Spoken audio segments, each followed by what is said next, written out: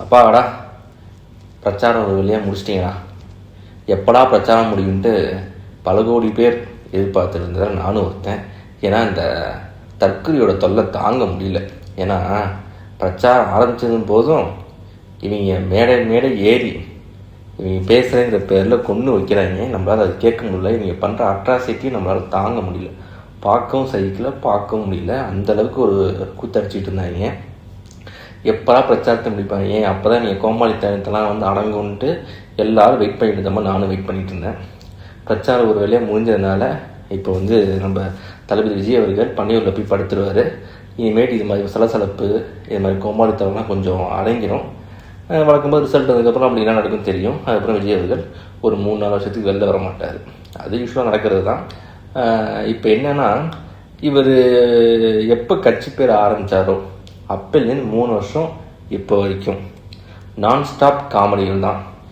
ஒரே கூத்து கும்மாரம் கோமாளித்தனம் அது மாதிரி நான்ஸ்டாப்பாக போயிட்டுருக்கு.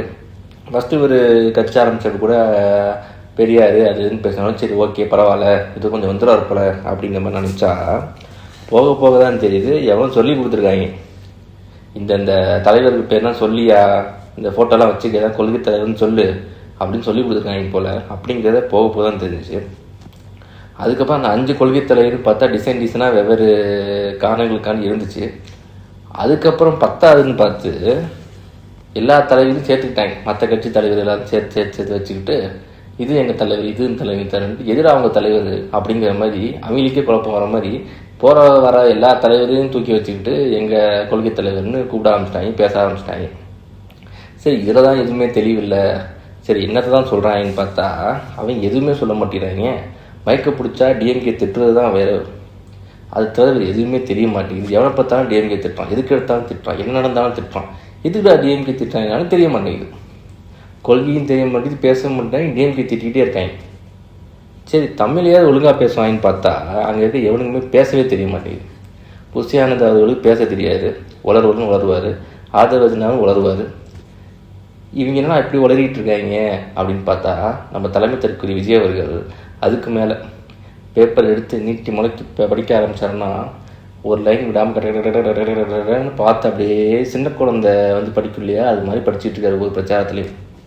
அந்த பேப்பர் பிடிங்கிட்டு போயிட்டேன்னா உனக்கு என்ன பேசுதுன்னே தெரியாது போல், அப்படியே பிளாங்காக ஆகிடுவார் போல். அந்த அளவுக்கு அந்த பேப்பருக்குள்ள லைனை வரி வரியாக படிச்சுக்கிட்டு இருக்காரு. என்னன்னா இந்த ஆள் வந்துட்டு இப்படி வரி வரியாக படிச்சுக்கிட்டு இருக்காரு. இவராக எதுவும் பேசுகிற மாதிரியாவது ஒரு பாவனை செய்யணும், அதெல்லாம் எதுவும் பண்ணாமல் வரி வரியாக இவரே படிச்சுக்கிட்டு இருக்காரு.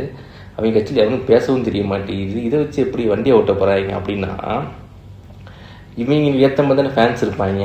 அவங்க ஒரு கூத்தடிச்சாங்க. கரூரில் வந்து எல்லாம் கூட்ட நெரிசலாகி இறந்து போய் அந்த பரிதாப நிலையில் தலைவர் விஜய் கிளம்பி ஓட்டார். என்ன நடந்ததுன்னு தெரில, பயந்து போய் தலைவர் போய் ஒரு 2 மாதம் வெளியவே வரல, ரூமை விட்டு. அந்தளவுக்கு பயம். 2 மாதம் கழித்து வெளில வந்து சரி நடந்து போச்சு, இனிமேட்டாவது ஒழுங்காக இருப்பாருன்னு பார்த்தா அடுத்த ட்விஸ்ட்டு அங்கே தான். தலைவர் இறங்கிட்டாங்கிற மாதிரி தற்கொலை 2.0 அப்படிங்கிற மாதிரி இறங்கி எல்லா பள்ளியும் டிஎம்கே மேலே போட்டாங்க. போட்டுவிட்டு எனக்கு எதுவும் சம்மந்தம் இல்லை, நான் கரெக்டான டைம் தான் வந்தேன்னு கதை அடிச்சு விட்டுட்ருக்காங்க. இன்ன வரைக்கும் அதை பேசிக்கிட்டு இருக்காங்க. அவர் மேலே தப்பே இல்லையாமா அப்படிங்கிற மாதிரி பேசிக்கிட்டு இருக்காங்க. ஏன் இப்படி மாறிட்டாங்க அப்படிங்கிற மாதிரி இருந்தால் இறந்தவங்கெல்லாம் கூப்பிட்டு பனியூர் பக்கத்தில் ஒரு ரிசார்ட்டில் கூப்பிட்டு எல்லாரையும் மீட் பண்ணுறாங்க. இதெல்லாம் எந்த ஊரில் நடந்தது இல்லையடா அப்படிங்கிற மாதிரி பார்த்தா இந்த கோமாளித்தனத்தை ஆரம்பித்தாங்க இல்லை, அதுலேருந்து ஃபுல்லாக கோமாளித்தனம் தான். எப்போ கரூர் வந்துச்சோ கரூரில் தான் அவங்க உண்மையான தற்கொலைன்னு தெரிய வந்துச்சு. அதுக்கப்புறம் ஆரம்பித்தது தான் இந்த வந்துட்டல்ல மென்டலு அப்படிங்கிற மாதிரி ஆட்கள் பேசுறவங்க சரி செய்கிறவங்க சரி எல்லாரும் சரி எல்லாம் வந்து சரியாகிற மென்டல் கிடையாது, சரியாகாத மென்டல் அப்படிங்கிற மாதிரி எல்லாரும் பேசுகிறதும் சரி பண்ணுறதும் சரி எல்லாமே கோமாளித்தனத்தின் உச்சம்.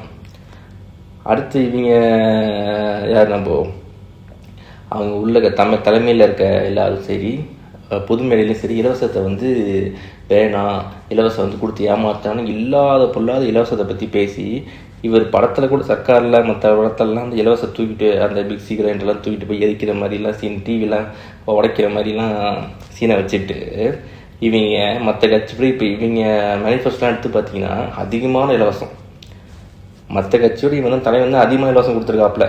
ஆனால் இவர் வந்து இலவசத்தை எதிர்பார்ப்பாங்க முதல்ல. இப்போ வந்து இலவசத்தை வந்து அதிகமாக கொடுப்பாங்க. என்னடா அவங்க லாஜிக்? ஒன்று இலவசத்தை எதிர், இல்லை இலவசத்துக்கு ஆதரவாக நெல். நீ அங்கிட்டு ஒரு முட்டு கொடுக்குற, அப்புறம் இங்கிட்டு வந்து ஓட்டுக்காண்டி வந்து இலவசத்தை கொடுக்குற. என்ன உன் நிலைப்பாடு என்ன? அதுவும் தெரில. அதாவது மங்குனியாட்டம் வேலை பார்த்துக்கிட்டு இருக்காங்க. அடுத்தது விஜய் வாயில் டிஎம்கேன்னு வருதே ஒழிய பிஜேபிங்கிற வார்த்தையே வர மாட்டேங்குது. அதாவது தலைவனுக்கு வச்சு செய்கிறதெல்லாம் பிஜேபி தான். நீங்கள் பார்த்தீங்க அப்படின்னா சென்சார் போர்டாக இருக்கட்டும், ஜனநாயகனாக இருக்கட்டும், எல்லா இடத்துலையும் பிஜேபி தான் வச்சு செய்யுது. ஆனால் பிஜேபினால் பண்ணக்கூடிய எந்த வேலைக்குமே விஜய்க்கு ரெஸ்பான்ஸே இல்லை. திருப்பரங்குன்ற இஷ்யூவுக்கு விஜய் பதில் இல்லை. அடுத்தது நார்த் இந்தியா ஃபுல்லாக கிறிஸ்டின் எல்லாம் அடிச்சுக்கிட்டு இருந்தாங்க, அப்பயும் விஜய் எந்த குரலும் கொடுக்கல. இப்போ டீலிமிட்டேஷன் கொண்டு வந்து அது பண்ணாங்க, அப்பயும் விஜய் எந்த குரலும் கொடுக்கல. ஆனால் இவங்களோட கொள்கை எதிரி பிஜேபியா? என்னடா இது? இதெல்லாம் என்ன அப்படியே பார்த்தாலே தெரியல, கோமாளி மாதிரி இல்லையா அதெல்லாம் பார்த்தா? பிஜேபிங்கிறது வாயிலே வராது தலைவனுக்கு. தலைவனுக்கு வந்து வாய் திறந்தால் டிஎம்கே தான், டிஎம்கே ஒழிக்கணும், இதுதான் வாயில் வரும். பிஜேபிங்கிறது வாயில் வரவே வராது. ஏன்னா பயம். ஃபுல்லி லாக்குடு தலைவன் படம் லாக்குடு, கேஸ் லாக்குடு, எல்லாம் லாக்குடு. வாயை திறந்து ஏதாவது ஓரா பேசினான்னா சொறி விட்டுருவாங்கன்னு தெரியும் தலைவனுக்கு. அதனால் தலைவன் வந்து இதெல்லாம் வந்து வாயை திறக்காமல் பம்மிக்கிட்டு டிஎம்கே திட்டிக்கிட்டு இருக்காப்புல. இதெல்லாம் பார்த்தா கோமாளித்தனத்தின் உச்சம். அப்புறம் அவ்வளோதான், எலெக்ஷன் நெருங்க தலைவன் வந்து பெருசான பிரச்சனை வரல. அங்கே ஒன்று இங்கே ஒன்று அப்பப்போ வந்துட்டு தலைவன் ஏதோ நானும் இருக்கேன்னு கை காமிச்சிட்டு போயிட்டு இருந்தார். அதுக்கப்புறம் தேர்தல் எலெக்ஷன் கமிஷன் வந்து டேட் சொன்னதுக்கப்புறம் கோட் ஆஃப் கனெக்ட் வந்துடுச்சு. அதுக்கப்புறம் நான் வந்து ஆதிபத்தியநாதர் சொன்னார், இனிமேல் பாருங்கடா விஜய் அவரை இறங்கி எப்படி பிரச்சாரம் பண்ணுறான்னு பாருன்னு சொன்னால். அதுக்கப்புறம் தலைவன் 25 நாள் படுத்து தூங்கிட்டு அதுக்கப்புறம் தான் வெளியே வராப்பில். வெளியே வந்ததுக்கப்புறம் பிரச்சாரத்துக்கு இது கேட்குறாங்க, அதாவது பர்மிஷன் கேட்குறாங்க. அதில் 1008 இது. இப்போ இதுக்கு காரணமும் திமுக மட்டும். அதாவது நீ பிரச்சாரத்துக்கு வரமாட்ட, நீ பிரச்சாரத்துக்கு வராமல் வீட்டில் படுத்து தூங்கிட்டு இப்போ சோம்பேறியாட்டம், அதுக்கு காரணம் திமுக. ஓகேவா? உனக்கு எல்லாத்துக்குமே திமுக தான் அப்படிங்கிற மாதிரி நீ உனக்கு பர்மிஷன் கொடுத்தே நீ வரல பிரச்சாரத்துக்கு. கிட்டத்தட்ட அவ்வளோ கூட்டத்துக்கு உனக்கு பர்மிஷன் கொடுத்து கடைசி நேரத்தில் இவங்க ரத்து பண்ணுறாங்க, தாயக்காரங்க. நீங்கள் ரத்து பண்ணிக்கிட்டு கடைசியில் வந்து திமுக மேலே பழியை போட்டுக்கிட்டு இருக்காங்க. என்ன மாதிரி ஒரு கோமாளித்தனத்தை பண்ணிக்கிட்டு இருக்கீங்க? யாருமே மக்கள்லாம் பார்த்துட்டு தான் இருக்காங்க. பர்மிஷன் கொடுத்ததுக்கப்புறம் நீ ரத்து பண்ணிட்டு அதை எப்படி நீ திமுக சொல்லுவேன்? எலெக்ஷன் கமிஷன் தான் பார்த்துக்கிட்டு இருக்கு. எலெக்ஷன் கமிஷன் யார் கண்ட்ரோல்? சென்ட்ரல் கவர்மெண்ட் கண்ட்ரோல் தானே. அப்புறம்னா வந்து உட்காந்து நீ வந்து திமுக குறை சொல்லிகிட்டு இருக்க. மறுபடியும் இவ்வளோ நாள் ரத்து பண்ணதுக்கப்புறம் பேச்சு வருதுன்னு ஒரு அறிக்கை, அந்த அறிக்கையில் திமுக வந்து பின்னாடி சரி செய்யுதுன்னு ஒரு அறிக்கை. உனக்கு திமுகன்னு பேர் தான் சொல்ல உனக்கு தைரியம் இருக்குது, உனக்கு வந்து பிஜேபின்னு சொல்ல தைரியமே கிடையாது. அது நீ பண்ணுற செயல்பாடு நல்லா தெரியுது. அதுக்கப்புறம் கொள்கை அது இதுன்னு பேசிட்டு இப்போ கவினோட ஆணவ படுகொலைக்கு நீ வாயை திறக்கலை. ஏன்னா அதில் வந்து நீ நிலைப்பாடு எடுக்கலை. ஏன்னா பயம், அதை ஜாதி ஓட்டு போயிடுவோன்னு பயம். அதனால் கவிஞ ஆணவ கொலைக்கு நீ வாயை திறக்கலை. நீ எவ்வளோக்கு எவ்வளோ சுயநலமாக ஒரு அரசியல் பண்ண முடியுமோ அவ்வளோ அரசியல் பண்ணிக்கிட்டு இருக்கீங்க. தாவைக்கால புஷானன் சொல்கிறாரு, இது மாதிரி போஸ்ட் ஓட்டவனுக்கு தான் வந்து பதவின்னு சொல்லிட்டு நல்லா காசு வாங்கி பதவியை போட்டு கடைசியில் எலெக்ஷன் கேண்டிடேட்டுக்கு, எம்எல்ஏ கேண்டிடேட்டுக்கு வேறு கட்சியில் இந்த 60-70 பேர் வாய்ப்பு கொடுத்துருக்கீங்க. என்ன காரணம்னா உங்கள்கிட்ட ஆள் இல்லை, காசு கேட்டால் எவனும் வரல. அதுக்கப்புறம் பக்கத்து கட்சி அந்த கட்சின்னு வந்து எவன் காசு வச்சுனா அவனை பிடிச்சி போட்டுருங்க. இதுதான் தூய சக்தி. திமுக தீய சக்தியா, இவங்க தூய சக்தியா? உங்கள் தூய சக்தி லட்சணம் தான் பார்த்தாலே தெரியுது. இதில் பார்த்தாலே தெரியுது உங்கள் தூய சக்தி வந்து எவ்வளோ வந்து எந்த லட்சணத்தில் இருக்குன்ட்டு. இதெல்லாம் விட கூத்து என்னன்னா, எலெக்ஷன் டைமில் இவங்க அடித்த கூத்து, நான் தலைமை தற்கிற விஜய் அவர்கள் வந்து அடித்த கூத்து என்னன்னா, இவர் தேர்ந்தெடுத்த தொகுதி பார்த்திங்கன்னா பெரம்பூர், திருச்சி கிழக்கு ரெண்டுமே வந்து கிறிஸ்டியானிட்டி ஓட்டு அதிகமாக. அதனால ஜோசப் விஜய், இது வரைக்கும் விஜய் இப்போ ஜோசப் விஜய் ஆகிட்டாப்புல. ஜோசப் விஜய் நிற்கிறேன்ட்டு பிரச்சாரம் பண்ண ஆரம்பிச்சிட்டாங்க. ஏன்னா கிறிஸ்டின் ஓட்டெலாம் வரும்ன்ட்டு. இங்கே 2 தொகுதி, ஒரு தொகுதி என்ன தோற்றுறோன்னு பயம். அந்த பயத்தை வச்சுட்டு 2 தொகுதி நின்றுட்டு நீ அடுத்தவன் சவால் விட்டுருக்க. உனக்கே தைரியம் கிடையாது, உனக்கே தைரியம் இல்லாமல் தான் நீ இருக்க. நீ வந்து வரவன் போனோம்னா சவால் விட்டுட்டு உட்காந்துருக்க. நீ தைரியமான இருந்தால் ஒரு தொகுதி நின்று இருக்கணும், ஒரு தொகுதி நிற்காம 2 தொகுதி நின்றுட்டு நீ அடுத்தவனுக்கு என்ன சவால் விட்டுக்கிட்டு இருக்க? உனக்கே அந்த தைரியம் கிடையாது. நீ வந்து வரவன் போகிறோம்னா சவால் விட்டுக்கிட்டு இருக்க வேண்டியது. இதில் கன்னியாகுமரி போனால் ஜபமாலை எடுத்து வெளில விட்டுற வேண்டியது. ஏன்னா கிறிஸ்டின்னு தெரியணுமா?